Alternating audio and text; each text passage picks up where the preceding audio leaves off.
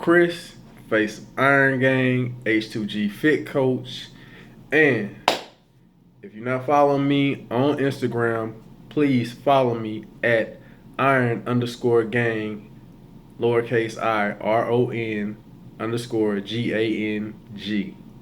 Now, the topic of this video is about Arnold Schwarzenegger. So to put this in proper context, I want to talk about first a comment that Arnold Schwarzenegger made a few years ago about the current state of competitive bodybuilding, more so for the heavyweights. So for those of you who are not familiar with the history of bodybuilding, before it went to ridiculous amounts of steroids, gear, TRT, anabolics, whatever you want to call it, juice.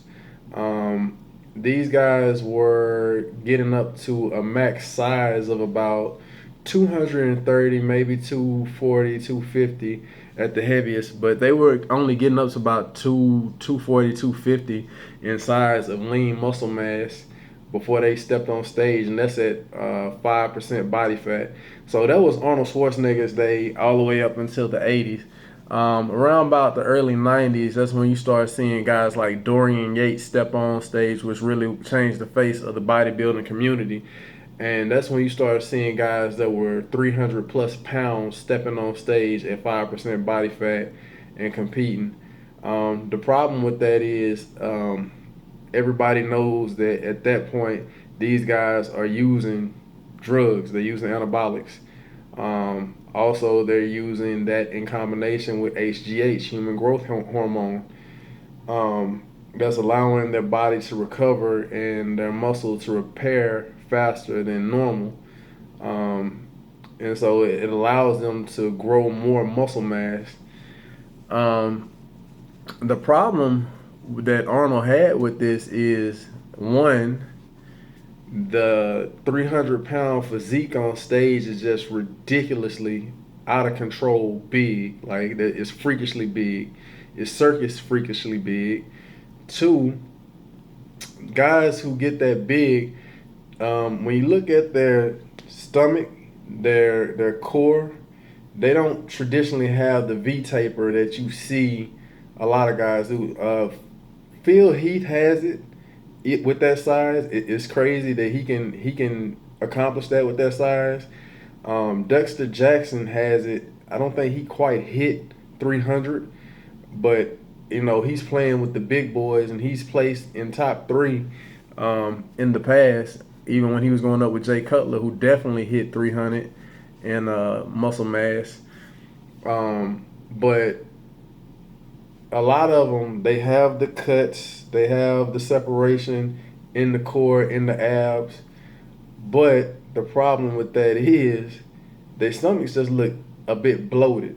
Like it look like it's a stomach that's poking out with abs. You know what I'm saying? It's not perfectly flat with abs with a perfect V taper. And so Arnold was complaining about that as his second complaint.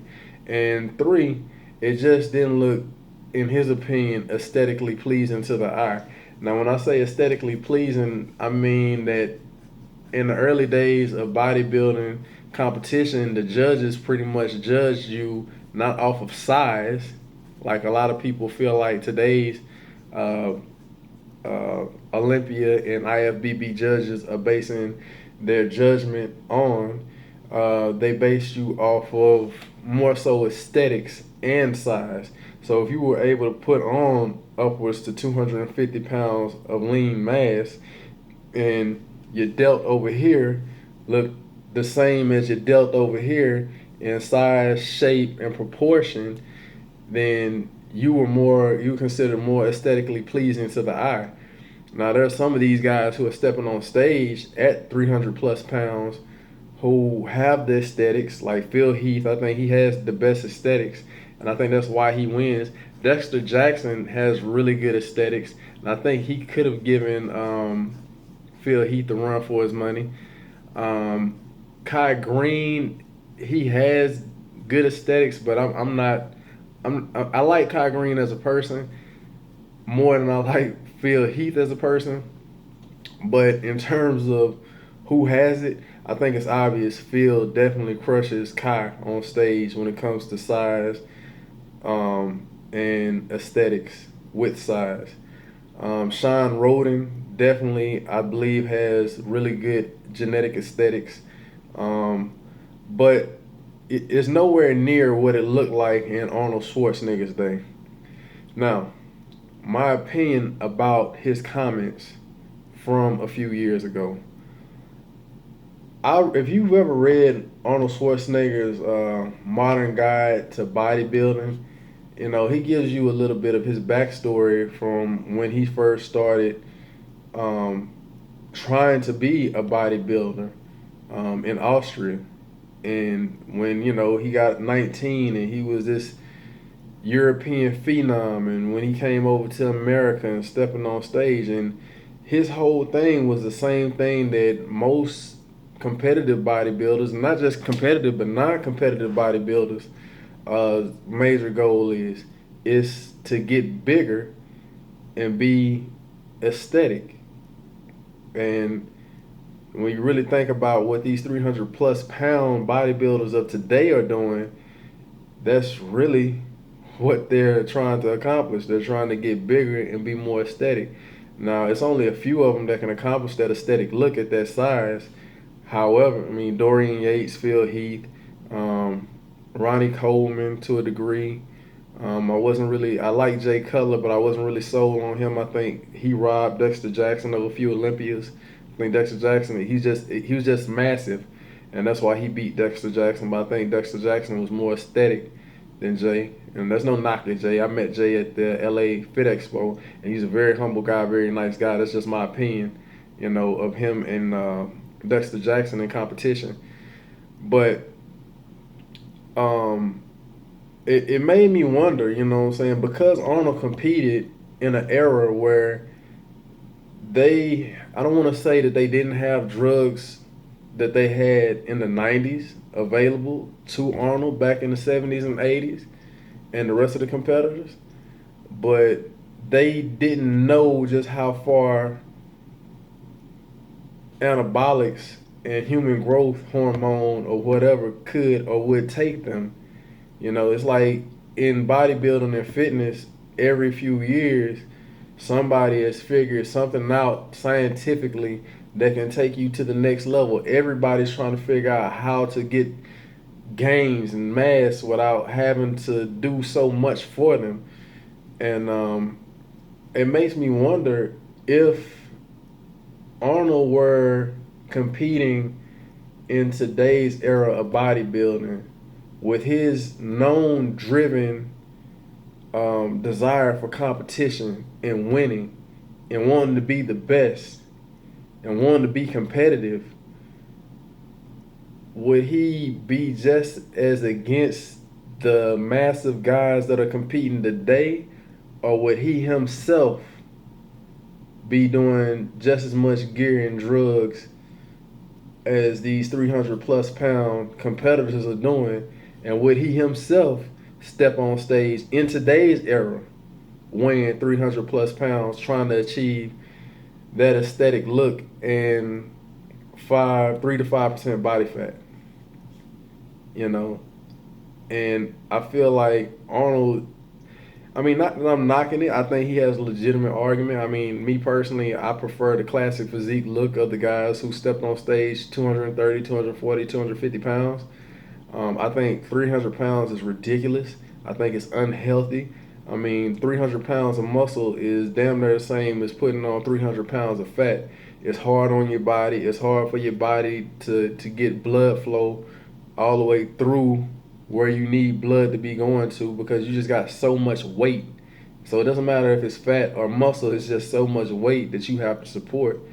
And it's hard for a lot of these guys, especially guys who don't get a lot of cardio in at that size. It's hard for these guys to breathe, to do long, extensive cardio stints. They can't run no longer than 3 minutes, 3 to 5 minutes, without really being heavily winded and out of breath. I'm not knocking it. I understand that it's competitive. A lot of them, once they finish competing, once they stop competing, like you look at Dorian Yates now compared to Dorian Yates competitive in the 90s. I mean, I understand that he's older, but you look at him now, 300 plus pounds of nothing but raw, lean muscle. You look at him now, like, man, that guy was 300 pounds.